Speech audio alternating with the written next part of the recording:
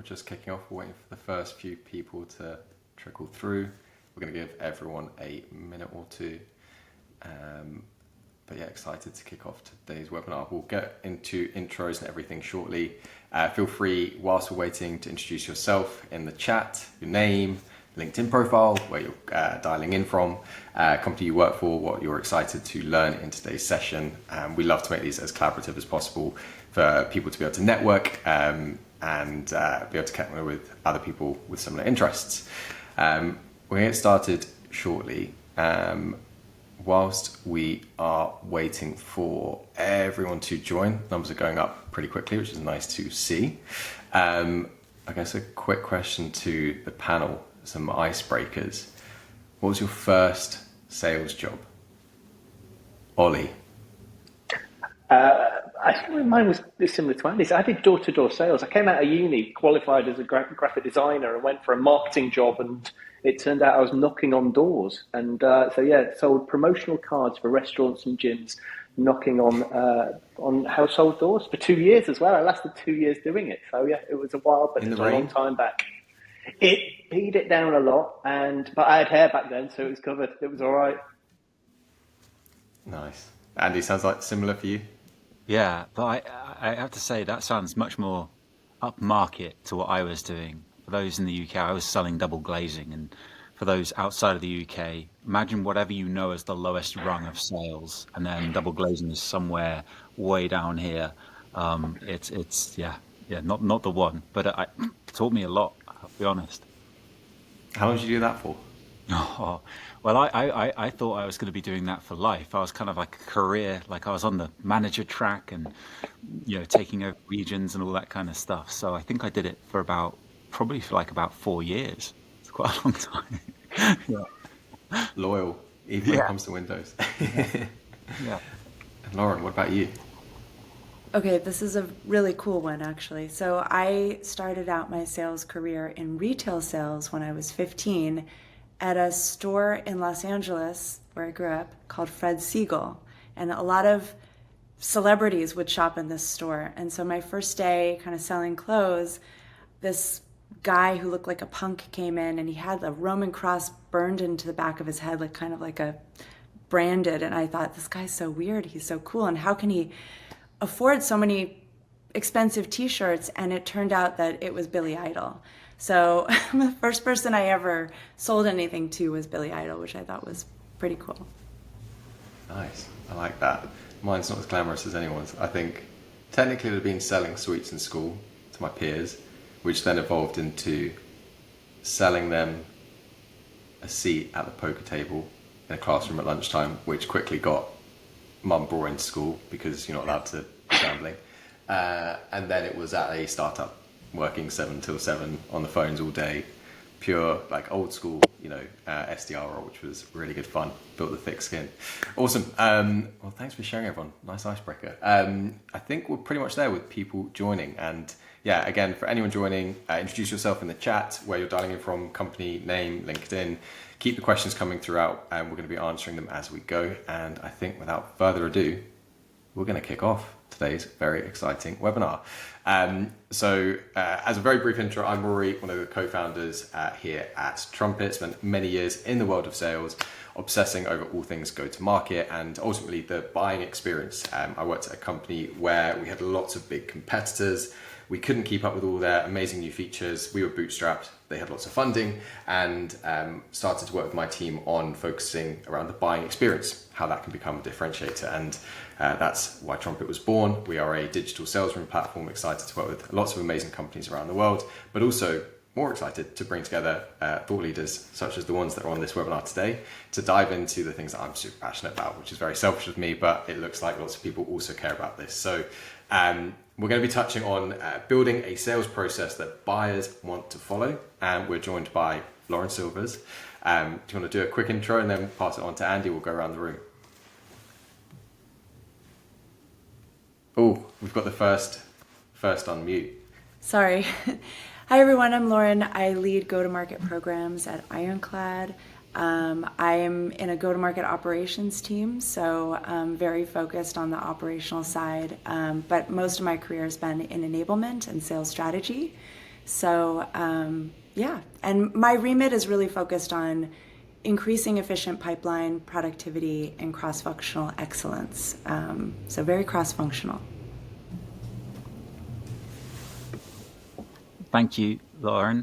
Good to see you, Ollie, Rory, all here. It's the first time we've met, isn't it, Lauren? But obviously you know Rory and Ollie really well. Thanks for the opportunity to talk to everyone today. I'm Andy Whyte from MEDDICC. We do, you might not have guessed, but we do MEDDICC. So that's what we do. I'm a career sales guy, like so many of us, you know, started, like you heard, started in double glazing and have kind of been in sales ever since. Yeah, I'll pass over to Ollie. Thank you. So my name's Ollie Sharpe. I'm CRO here at Trumpet. Currently, I spent 2 years door to door. Then I went into recruitment for 10 years. And then I spent 10 years at LinkedIn, which changed my career quite a lot. And then I was lucky enough to have the opportunity to set up Sales Loft in EMEA. Did that for a few years and built them up, and then became an advisor to Trumpet and recently joined them as CRO because I realised how much I love the sales tech space and complete sales nerd. So it's great to be here. Nice. I love that term, sales nerd. I think we're all self-declared sales nerds on this call, which is why I'm looking forward to diving into this topic today. So I guess to kick things off, when we think about building a sales process that buyers want to follow, what's the first thing that comes to your mind when I talk about that topic? It's pretty broad. We've all got different experiences from different companies and backgrounds. If I'm kind of kick off with myself, I think the thing that's highlighted this conversation is the pandemic. Post-pandemic, we are all very asynchronous. We all buy in different ways. Being a consumer is a dream. Everything's one click. It's easy, it's fast, it's quick, it's next day. And our expectations as consumers just keep increasing. We want everything now. We don't want any friction. And I think more so than ever, that's eating into our working world and what we expect from the B2B buying experience. We all know, not as simple as that. Lots of stakeholders, you've got to calculate the risk, you've got to build the business case, you've got to get the budget and so forth and so on. But I think there's something to be said about what we can learn from B2C companies or even D2C companies and the consumerization of B2B. And I think, briefly, that's why I think buyer behavior is changing and why we need to be thinking about this topic. So that's my hot take, as they call it. But Lauren, I'm going to throw it over to you. What comes to mind first when I speak about that? Yeah, so what comes to mind is that most B2B companies have a one-size-fits-all sales process that they put every buyer through, regardless of where they are in their buying process, right? And it's very much like a navel-gazing, internally focused, very rigid sales process. So, when you think about, like you said, the consumerization, I love that term, of, buying, of B2B buying, I am not seeing really many companies innovating in that space and going from, building static systems and really thinking about how do we build more of a dynamic ecosystem in which buyers are actually met where they are. And we're looking at data, predictive analytics, and signals to try to meet them where they are. So I think that's where the future is going. And I would love to hear what Ollie and Andy have to say as well. Yeah, likewise. Andy, do you want to share your thoughts? Yeah, I'll go because I can see Ollie's still muted. There's some interesting points there. I think one of the things you said there, Rory, was that no one buys the same, but at the same time, everybody wants an efficient process. And one of the things I always talk about is that as much as salespeople will hate me for saying this, no buyer ever gets out of bed in the morning and goes, great, what am I doing today? Oh, good, I've got a vendor meeting. I can't wait. I'm going to see a demo, or I'm going to negotiate, or I'm going to look at their MSA, or I'm going to, whatever it is. Like they just don't. It's not a thing, right? But what we can, if that's a situation, what we can do for them is give them the most sort of efficient and diligent process. And so that's, like Lauren said, meeting them where they are, giving them the information they need when they need it. And you can't based on what you said there, Rory, everyone buys different. We therefore can't build a process based on predicting where the customer is and predicting how they want to buy. So really all we've got to do is focus on that part that you said, that kind of that efficient, consumer almost based approach. And I think if we do that, then not only are we going to serve the customer in what they need, but they're going to have this, like, without being a bit sort of jazzy about it, sort of warm and fuzzy feeling that, okay, well, this hasn't been such a bad experience. I quite like working with this organization. They seem to be, setting the bar higher and doing things how I want to do them. And so, it's almost like a little bit of relationship decision criteria that gets added in there as well. What do you think, Ollie? Agreed.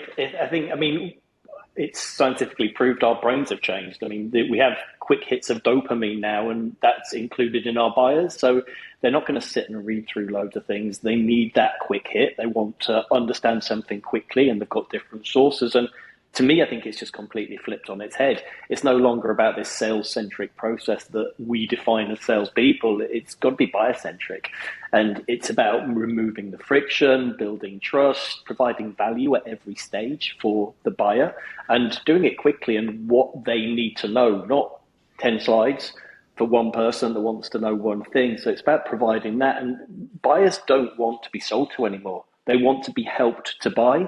And I think that's just a different way of looking at it. It's like when we talk about when you go into a shop, you don't want to be sold to, you want to be helped to buy. And 3/4 of B2B buyers say their last purchase was really complex and difficult. So I think there's companies that are still stuck in their ways. It needs to be more of they want to feel like it's a collaborative process. And I know HubSpot did some research, and they found that if you plan collaboratively, I can't even say it, with your prospect, it increases your close rate by 30%. So it's that very much that partnership of what do we need to do? What do you need next? And it's also about being transparent and personalized. Now, I do believe that now more than ever, that your sales process can be a differentiator for you, because according to CV, over 50% of buyers select a vendor based on the actual buying process they're going through. So that is a differentiator above your competitors. I think that's a really good point to kind of round up there on. If you think about the experience, and we go back to being a consumer, and you think of whether it's Nike and their brand and like buying the shoes when you go in the store, you feel like you're at a running track. Apple, what an experience. Like you don't get someone coming up to you and saying, can I help you? You're at an iPhone and they're like, oh, did you know this iPhone can do this, that, and the other? Those kind of experiences make you see beyond the flaws in the product. Apple doesn't have the best phone. Nike don't do the best running shoes and so forth. There's lots of big, amazing companies like that where they really focus on the brand, the experience combined. And I think there's definitely something for us to think about in sales. The reason being is buyers arrive now more educated than ever. I think about sort of 5 to 10 years ago, they were sort of 30%, 35% of the way through their evaluation before they engage with sales. Now they're 77%, twice as far through, or like they've done twice as much research before they decide, right, I'm going to click that, book a demo, I'm going to call them. I think all of us know we're too precious when it comes to time. We haven't got enough time. And are we going to sacrifice it to learn about a company? Nah. We're going to be looking at their website. We're going to look at their competitors. We're going to look at G2. We're going to ask our peers. We're going to do all our due diligence before we sacrifice that 30 minutes because we just don't have it. But with that in mind, how do you all feel buyers are feeling today and like behaving today? The reason I ask that is, there's continued pressure to grow in this tough market. There's continued pressure to consolidate. There's continued pressure to adopt AI. And, do you feel that that's changed how buyers buy? Be interested to get your thoughts. Andy, I want to kick off with you first. Yeah, I think this ties back to something you were just talking about, which is that like buyers are like, they feel busy, right? We're all buyers, right? We're all at that sort of seniority in our roles where we end up buying stuff for our own companies. And so one of the things I think that adds on to what you were saying there as well, which ties into this question too, is that if you're a really busy buyer and your experience is that every time I engage in this project, this evaluation, whatever I want to call it, I feel like, what do I, like, where am I? What position am I in? And going back to what you were saying around the experience and how it's sort of like the sales cycle is that sort of indication of what it's going to be like to work with this organization. I think if you're a busy person and if you're dealing with an organization where, you know, the sales process is almost a differentiator, the fact that they find everything very efficient to deal with you and easy to get on with, then you end up sort of saving them time. And they're like, hang on a minute, if this is how great it is to buy from this organization, I can feel confident that, you know, when I don't know how to do something with their solution or their product, it's going to be just as easy for me to find it from them as well. So I really think there's a lot of truth, not just in people buying because from their experience, because it gives them a good feeling, but also because it sets up the relationship for what they can come to expect furthermore. What do you think, Lauren? I see you nodding. Oh, I totally agree that you know, buying experience can be a differentiator and a brand differentiator for sure. I'm just thinking about how sales leadership and, you know, overall enablement is like really, at every company I've been at, really trying to train every rep to be the same.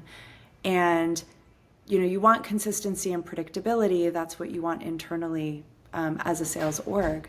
But it really comes at the cost of really meeting buyers where they are, both before they get engaged. So like if they're interested and they've done all their research and they really just want a demo of your solution because that's all they have time for, we're still routing them through an SDR and then, you know, setting them up with an AE, and then that AE kind of resets and is told to do a lot of discovery and ask a lot of questions. And you know, if you would have asked me this question 5 years ago, I would have said, of course they need to do discovery because they really need to understand what their business issues are and, you know, where they're at in their sales process. But, you know, now we know, we have data that will tell us where they are in their sales process and give us indicators and signals of where they're at. And reps aren't being taught to, like, you know, essentially like map onto that and adapt and flex to where they are. So that's just top of mind for me right now, is how do we build the skills of the future and reps, and how do we help them be more context aware and, you know, essentially map onto that buyer behavior and understand how to meet them where they are. I really like that point. The like agility on a call, you know, not just kind of taking your templated questions and going through the usual process. But I think it sounds easier than it is. You know, reps, you know, they've got their flow, they've got their process, their managers guided them, and this is how we sell, this is how we do things. You know, to be that adaptable, I don't think always comes naturally. And sometimes you can't get enough out of the buyer to be able to flex and be that agile. How do you feel discovery has evolved then? Kind of throwing that one back at you, Lauren. It's a really good question. I don't have like a specific answer, but like I said, I think that sales leaders are putting pressure on reps to do discovery in a very particular way, in a very consistent way, specific questions, and the best reps are always going to be doing a lot of research and really trying to understand what kind of conversation they're coming into, and they're going to know how to adapt. So I do think it's a skill that reps learn over time. But, you know, I just think being intellectually curious is probably the best skill, the best talent that you could ever bring into a buying conversation if you're a rep, right? So rather than following a playbook perfectly, being curious, doing research, truly leading with that curiosity. I don't know, Ollie, what do you think? I completely agree. I think that the EQ side of selling, it's no longer teach someone to be a robot and ask these questions. Scripted selling is completely out the window. So I think it is important that when you go to a discovery, it's now multi-layer discovery a lot more important. If they say this, what's your next question? And it's more about that curiosity you're talking about, listening to understand rather than listening to ask another question and move forward. And I mean, going back to the original thing, I think that I mean, I like Lauren's point about where they are in the process. It's like you know which 3 pairs of trainers you're considering, and you're going into a shop and someone's teaching you what a pair of trainers does. And now I'm past that stage. I just want to know what's the difference between these 3, and that's really important. But I do think the buyer role, I think we always talk about sales has become more complex. It's the buying role that's become more complex. And I think that we've got to understand that, because there's more stakeholders, there's more exec involvement, they've got more pressure on them to make the right decision. So, and there's more choice on the market, they're time poor, they're skeptical, they don't want to be sold to. And there's research that says that a lot of people, nearly 50% of buyers prefer a rep-free experience. They don't even want someone speaking to them, and only 17% of their time is spent with the salesperson. So they want sort of clarity over complexity. They want a low-risk path so that they can go with internal alignment. They need to feel confident they're making the right choice. And I think that's what we've got to think about, where they're on a journey, put the right information at the right time, and it's relevant content at each stage. This is ranked one of the top purchase drivers, and they want the right tailored content, not more content. And I think a lot of people think like that. Let's just put loads of content in front of them. It's really understanding the differentiators for each person, because it's all separate. We're all different. They all have different needs, pains, metrics, and they're on a different part of the journey each. You've got to provide that and understand them. So it's all about the complexity of the buying process and understanding them. Andy, I feel like you were going to jump in. Could see some passion emerging. Yeah, I have a lot on this, because I think we have to be careful, because I think what happens a lot in sales when sort of people operating in our industry get talking about this is we tend to focus a lot of the conversation around like the lower end of quality of execution and talk about what's the problems with that, rather than pointing out that we're talking about the lower end of quality of the industry and not orientating to what good looks like.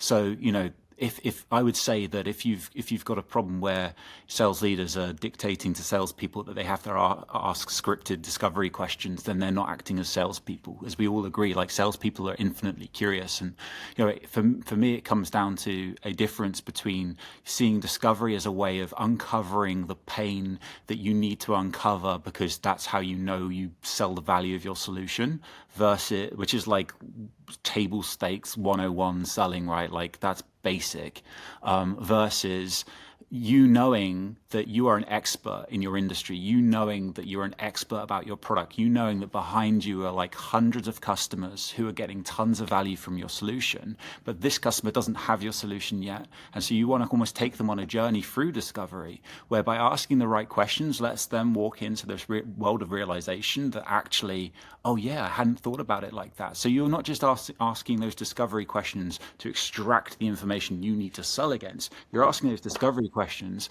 so that the customer comes to this world of realization of actually, God, yeah, wouldn't that be great?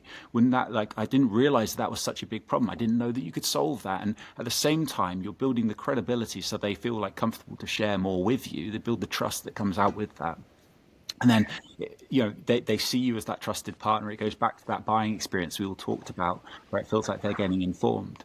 And I will say, Ollie, I know you're only making an analogy with the trainers, but like my point would be that a lot of the time, people think they need trainers, but they need like motorbike boots or something, like they need like moon boots or something else. And I think that a lot of the rhetoric from the LinkedIn sales gurus would be around the questions you can ask to make sure that they go for the shoes with the swoosh on them, not the free stripes. But actually, the greatest salespeople will be the ones in there going, but what are you going to be doing in these shoes? Are you actually going to be running, or are you going to be riding your motorbike? And then all of a sudden, you've differentiated yourself into a new world. And so I think there's probably a little bit more complexity than buying trainers.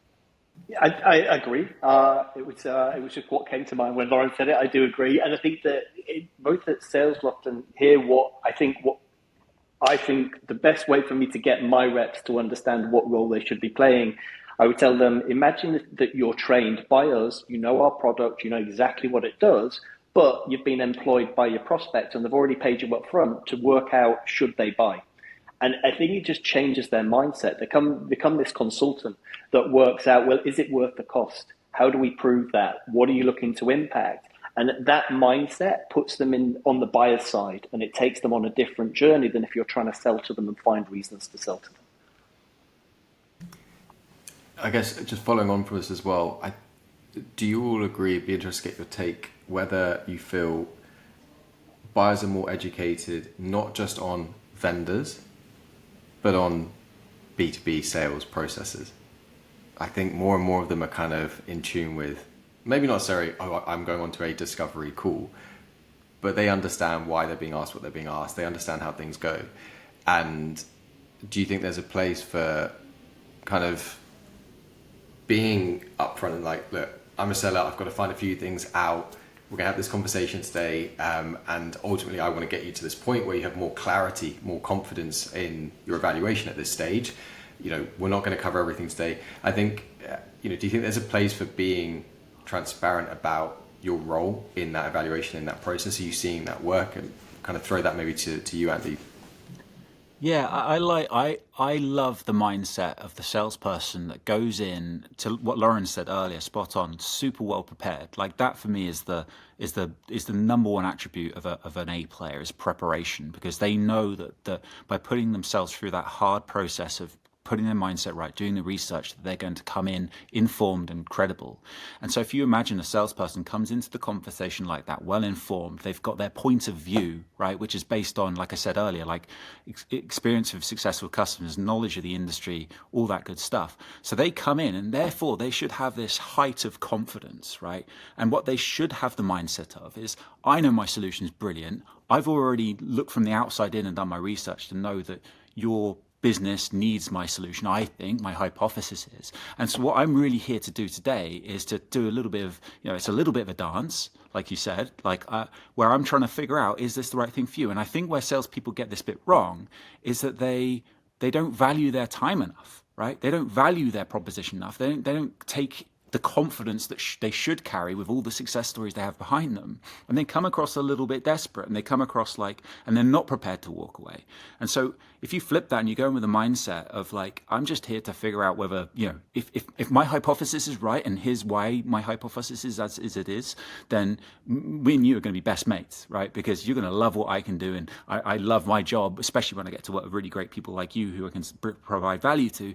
And so, but hey, by the way, if at any point it feels to me or to you like it's not going to be worth our time evaluating this further, or it's not at the top of your priorities list, then that's all good. Like I've got 20 other people who are banging down on my door wanting to spend time with me, and I'm sure you have people want to meet with you as well. So let's let's part ways friends. That mindset, I think, carries so much weight, so much confidence, and implores the customer to want to work with you. So that's it's a kind of a version of what you were saying there, but it just comes from that thing that Lauren said about that real preparation, that confidence in your solution. I like that. I feel the rise of the point of view is increasing, almost like replacing the pitch slap. A few discovery questions, this is what we do, and move on. If they arrive knowing what you do, let's get into a deep conversation straight away with that observation, and was it Samantha McKenna saying, show them you know them, done that research, you're talking their language about their customers, their products, their team. People instantly then open up and it becomes a conversation, rather than a transactional, I ask a question, you answer, I do another question. Nothing worse than that. No one likes to be interrogated, as they say. Lauren, I noticed you came off mic. Feels like you've got a hot take, perhaps. Yeah, I was just reminded of how many times I've asked sellers kind of what they start with, and a lot of times they say, "So what brought you to Ironclad? What spawned your interest in Ironclad?" And you should know that. We have tools now like Sixth Sense, and G2, and not every company maybe that everyone on this webinar is working for has these tools, but they're really great tools, and I find that they're very underutilized. If I'm a rep, I can find out whether my prospect has compared me to XYZ solutions in advance, how many times they've looked at, they've done searches for keywords that are branded like me and my competitors, or for the category. how much they've engaged with some thought leadership that my company has put out. So you not only come prepared researching the company, coming, as Andy mentioned, to the conversation with a hypothesis that you then want to validate, but you can also get so much information about where they are in the process and what they've done. Not everything, right? But I think the future shows that we're just going in that direction, and there's going to be a lot more data on, what they've done, what the buyer's done, and where they're at. Nice. That tees us up pretty well into the next section of this webinar. Before we get into AI and how it's impacting buyers, just on that point, for anyone listening, all of us taking time to evaluate, are our sellers equipped with the right tools, processes, workflows, triggers, whatever jazzy words, GTM engineering, if you've got one of them, to enable them to do this research, to come prepared, because we are overwhelmed as sellers with incredible information, from signals to account research to understanding what tech stack that company uses and all the job postings. Like, what is the hypothesis that you can arrive at with all of that combined? And that's where I think AI plays a big part. So any company that's maybe not thinking about that, hasn't evaluated that, are sellers evolving into more project managers rather than like a classic pitch discovery, as we've just been talking about? If they're becoming this project manager and they can arrive as the domain expert with a hypothesis, with deep account knowledge for that specific person they're speaking to, makes for such a better conversation. But we've got to enable them, and we've got to give them that understanding of this kind of new world that we live in, because I think all of us have done that account research, and it's taken hours, been writing it down manually and everything like that, but it's a dream. I'm not sure if anyone here has explored how you do that with AI yet. Be interested to hear. I maybe have a counter point there, not to be like contentious. I think it's AI, okay. I've got thick skin, Andy. Go for it. I think obviously, like anyone else, I'm not a Luddite. I think AI is obviously all we all know it to be. I don't need to say, but I think there's magic in the work, right? I think if we talk about a point of view, if we think about AI is so effective because it's effectively working at all of the information that's available on the internet, right? Powered by supercomputers, so it's able to answer questions and give you context very, very quickly.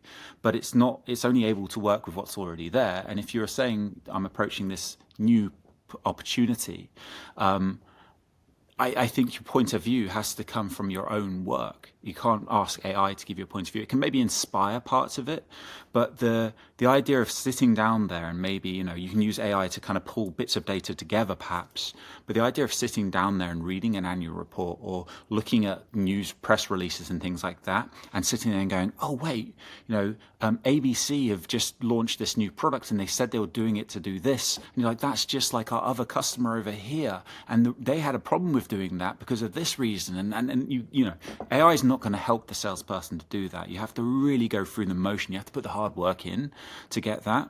And also, let's just say AI could do it perfectly. Like, boom, it gives you your point of view.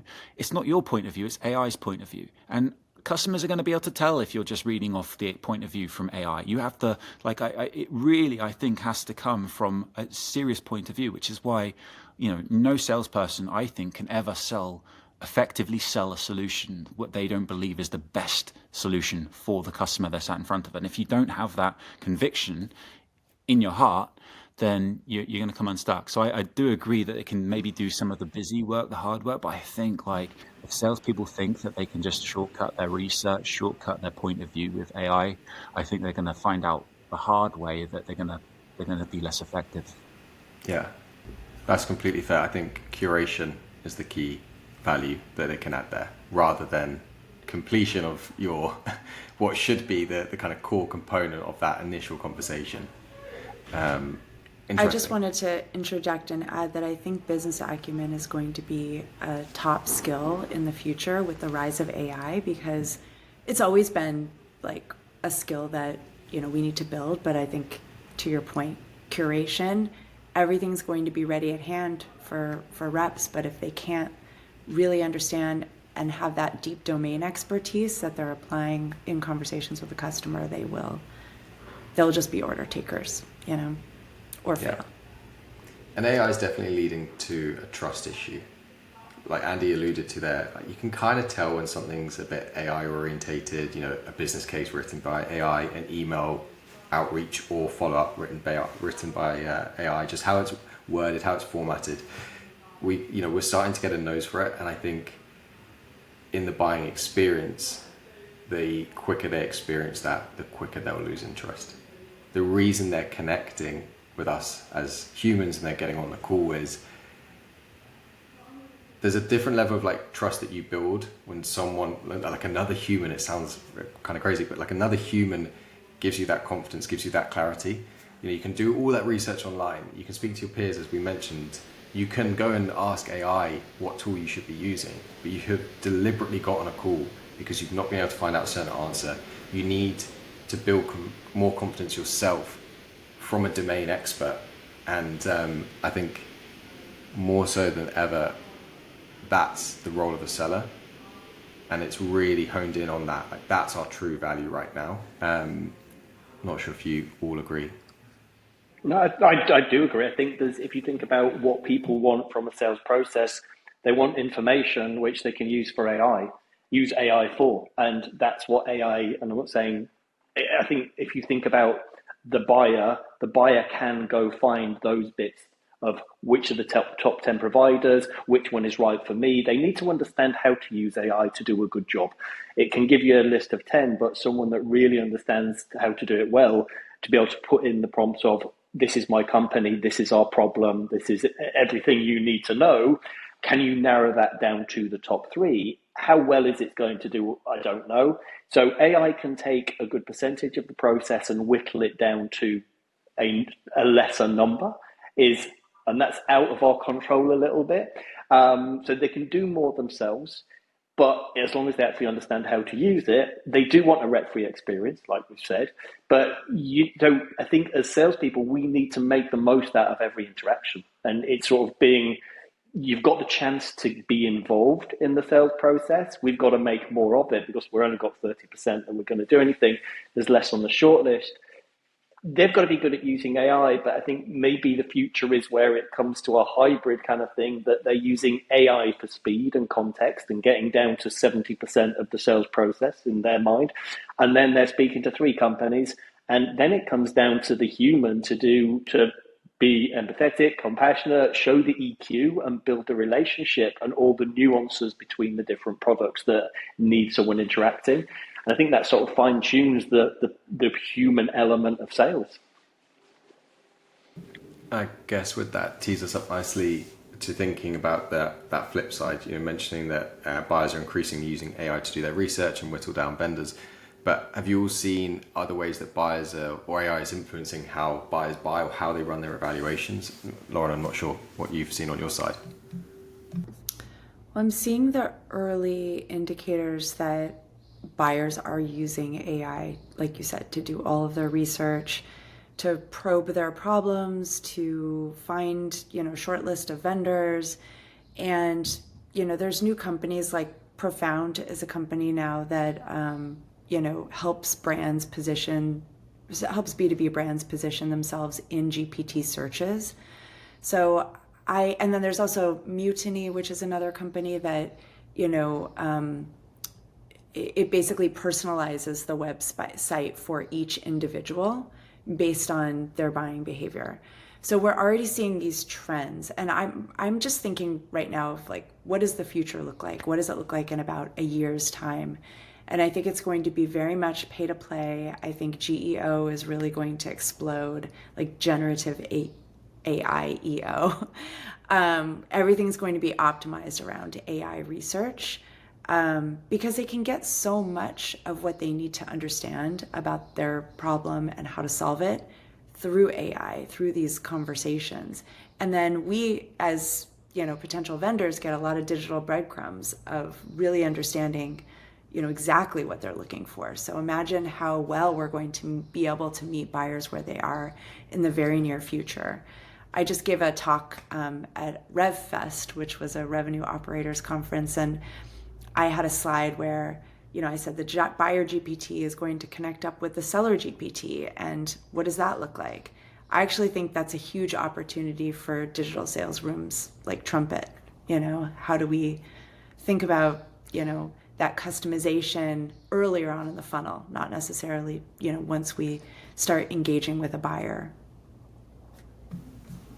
Yeah, I think throughout the journey, the one thing we can all agree on is the overwhelming amount of information, conflicting competitor tables and conflicting case studies of all sorts. It's the jolt effect exists for a reason. Indecision is on the rise more so than ever. It is so hard to have full confidence that this is the perfect and right solution. So no wonder they're trying to curate, as we mentioned earlier, like sellers, but consolidate and just make sense of what is a very, very almost a kind of stressful situation, I think, especially on top of your day job, like having to go and purchase the right solution for your 100, 1,000, 10,000 different employees. There's a lot on the line. I think there's a brilliant article on Harvard Business Review around sense-making sales. And that's what I was instantly thinking about then when you were saying that, Lauren. Like, how do we help buyers make sense of what is a complex journey? And that's more our role now than it used to be. And that guided selling, that being the consultant, everything that we all know true is for the best sellers and what a real seller should be about, I think is now becoming more widespread. Andy, not sure if that resonates with you.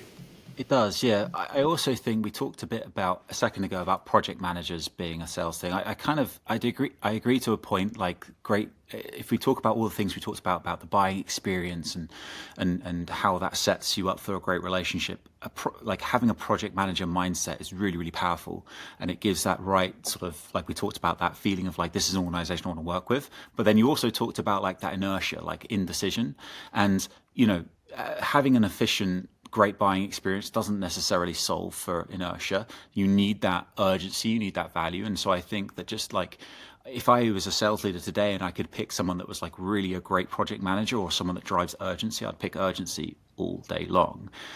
But urgency has to come from genuine curiosity. It comes from great discovery, getting really into like finding the value that other people haven't found, and effectively making the customer feel like, if I don't make this change, I'm going to lose my job, or those 10,000 people that work for me, like you said in a second ago, they're going to be very upset. And so I think that just all, like, my point of view will always be this, and it's not because I'm biased or like our company's future depends on it, because I actually don't think, I think it kind of doesn't matter either way. But I really believe, because I see it day in, day out, in the power of great salespeople. Like I just see it all the time, and we have the 80-20 rule in sales for a reason. That the top 20% do 80% of the revenue, the classic Pareto. So you'll never get me away from believing that whatever happens, and kind of Ollie touched on it a second ago, we were talking about the prompts, like the best salespeople will figure out the best prompts to ask and that sort of thing. And then the other thing, I'll just make a point just on something we were talking about a second ago, which is more about the AI thing. I have this feeling, and I don't know what the breakdown is, but I have this feeling of like, most people either consciously or subconsciously are a little bit averse to AI, in as much as when they're interacting with it. And the best way I can describe this is those of, who, like most of us, just sort of find themselves scrolling on social media feeds. Like, there's some stuff that if you saw it 5 or 10 years ago, you would share it with everybody, Like, oh my God, look at this video. Isn't it incredible? Like, the president is doing this to this person or that. But now we literally can't scroll past it fast enough, because it's so uninteresting to us, because we know it's not real. And we know it's not come from creative intuition. And I think that the same thing happens with our buyers. I think if our buyer got an email that was really brilliant, but they could see it was from ChatGPT or something else, and it was like a hypnosis or something like that, they're not going to buy into it as much as if they feel like it's really come from the heart. And so I feel like there's probably only a very small amount of people that don't realize that's going on, and those are the people that are still sharing poems on LinkedIn that everyone else knows as made by ChatGPT, right? So that's the thing. I feel like, back to Lauren's point, business acumen, genuine curiosity, those are always going to be the strengths that are going to be in demand, and the best people always have those in hand. And the top performers will be the ones that combine that with what Ollie said, which is like the sharpest prompts and being at the front end of and the other things like Lauren said, like going into those meetings with the G2 crowd signals and the sixth sense signals, or wherever those things may come from. So yeah, I just don't think there's ever going to be a replacement for like people just doing best practice in the best way. I'll get off my soapbox now. No. I love it. I think AI, as we all know, is going to make a lot of people very, very lazy very, very quickly. And buyers are going to sniff that like instantly. It's not going to take much for them to realize how that process is being run.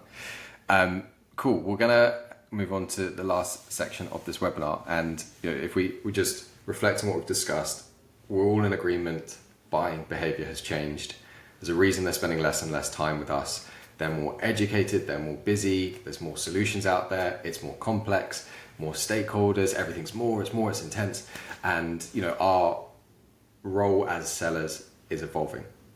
We're having to get deeper, we're having to build better connections. I think we need to get on site more. Nothing beats face to face.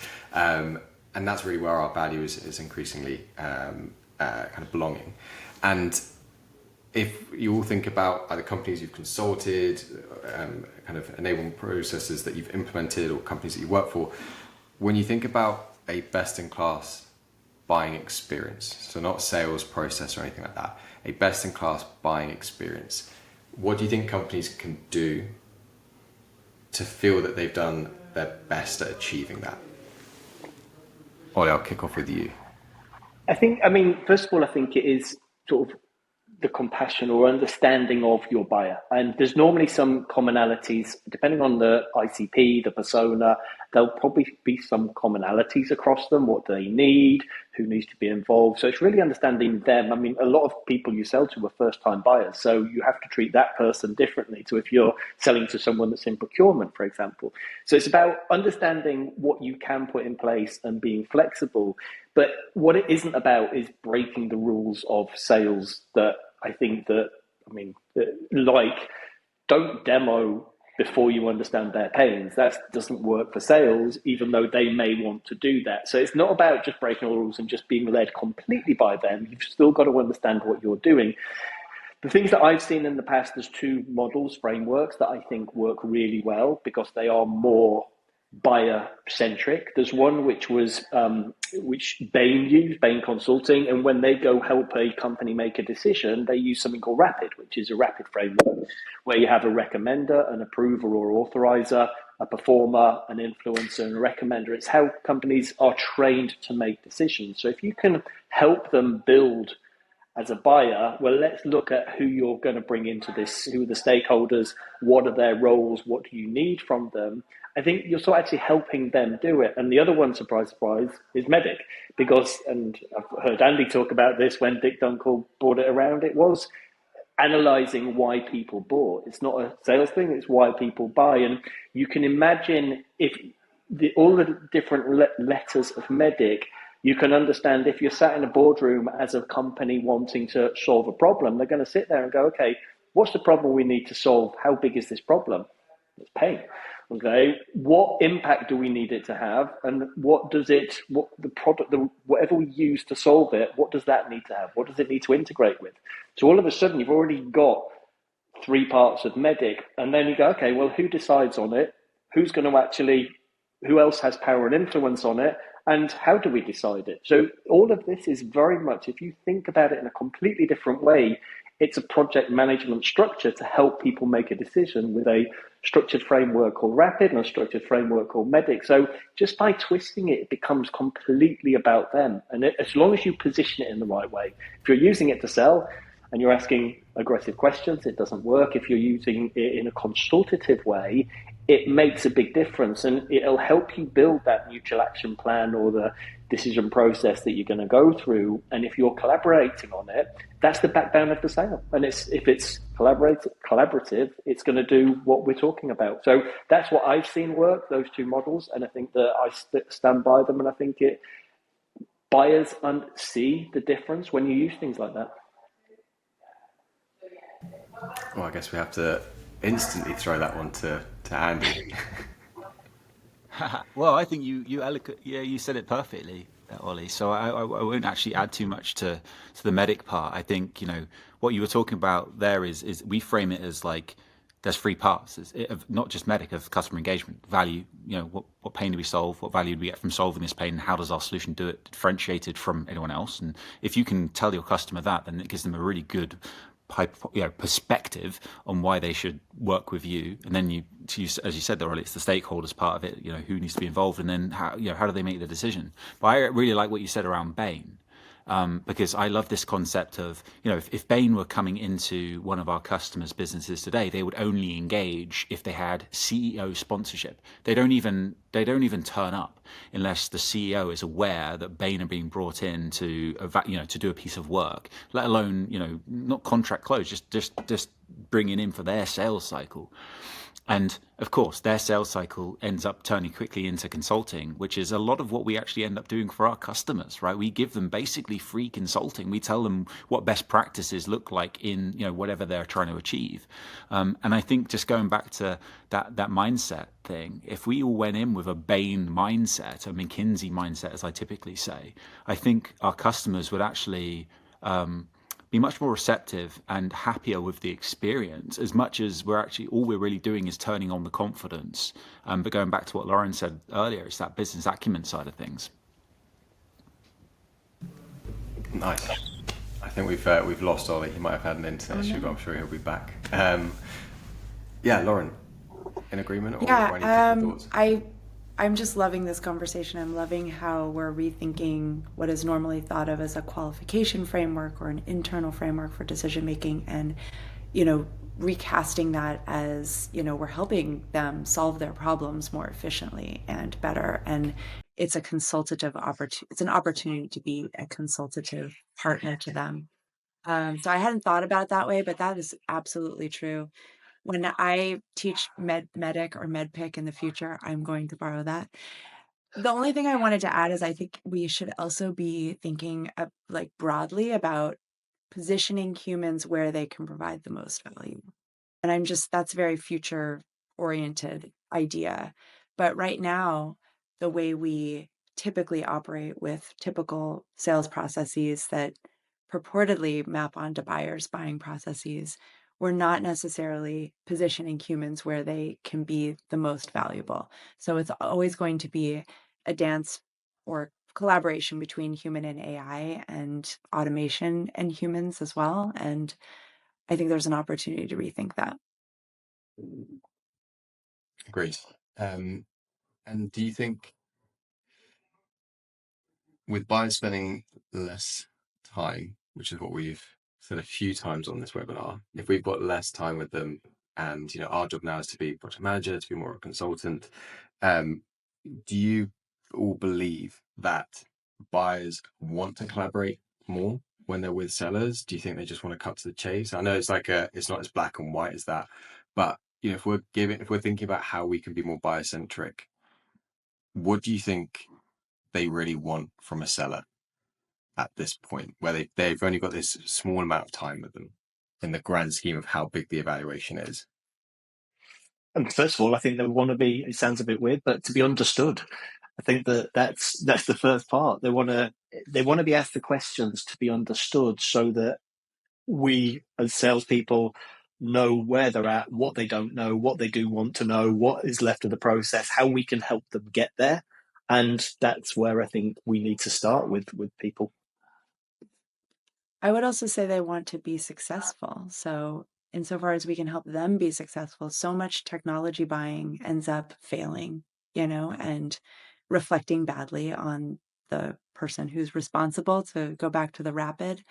framework, but you know, insofar as like a rep shows up and really tries to understand what's at stake at that individual level as well, and really is invested in helping the buyer be successful in getting the right solution, and making that solution successful and just delighting them along the way. I think that's what it comes down to.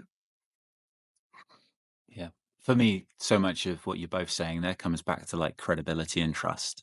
And, the question you asked, Rory, was around the sort of collaboration side of the experience that and how willing customers are to collaborate with us. I think that like nowadays customers are way more willing to collaborate because they're more used to the experience of systems like Trumpet to help them with that.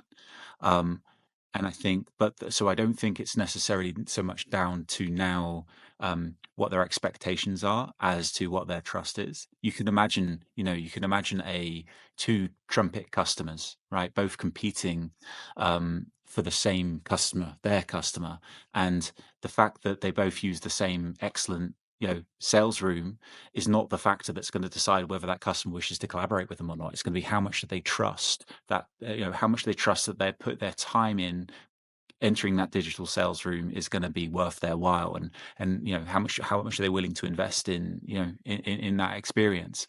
So I think it comes back to that credibility, building which starts the research, turning up informed point of view, all the things we've talked about, which end up leading to being more open to collaborate, being more happy to be project managed, being more urgent, all the good stuff. Yeah, that resonates with me massively. Something that I'm a big advocate for is transparency. Tell them the why you've got to ask that question, giving them visibility on why customers win and maybe sometimes why they don't win with your solution, like which ones are not the right fit, objections that they're probably going to get asked internally. Have they done a competitor analysis? No, you're going to have to do one. Here's what I'd recommend that you should look at, things like that.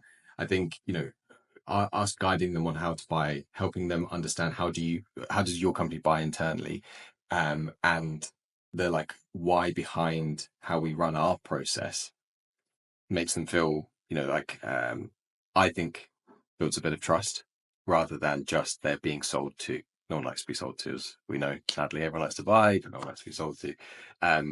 So yeah, I think to build that trust, transparency goes a long way from what I've seen. I don't want to speak for everyone. But on that note, I think we're wrapping up now. We're at time. So thank you everyone for joining today's webinar. Thank you for asking the questions throughout. Our team have been in there answering. If you do want to connect with anyone on this call, details will be shared after. Of course, you can find them on LinkedIn. We'd love to continue the conversation from today. And thank you, Andy, Laura, and Ollie for the time. Selfishly, personally, I really enjoyed the conversation because I'm passionate about the buying experience, but I hope you all did too. Yeah. Thank you so much. Thank you. Thanks, Rory. Thank you. Thanks, Ollie. Okay.